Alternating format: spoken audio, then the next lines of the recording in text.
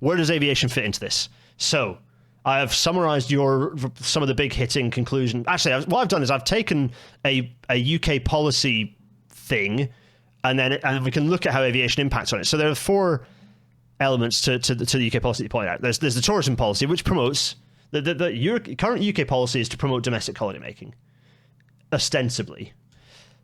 UK climate policy ostensibly is supposedly based around emissions reduction, or we'll see how the Uxbridge by-election result influences that.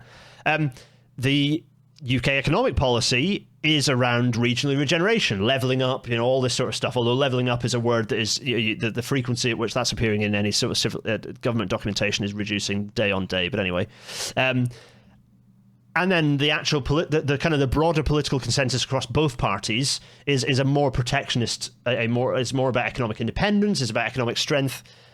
So I suppose the question then comes is, how does aviation, I'm going with this because you wrote the paper, is how does aviation impact on all of these? Well, so from a tourism perspective, aviation makes reduces domestic holiday making. We've established this.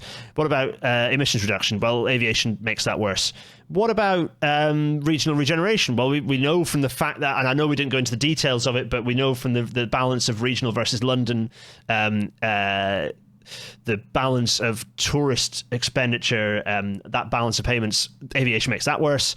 And in terms of economic independence and strength, aviation also makes this worse. This is possibly a simplification, Alex, but I think this is ostensibly what your conclusions are. This is basically what you conclude in your presentation, right? That aviation is not favourable to any of these policy positions.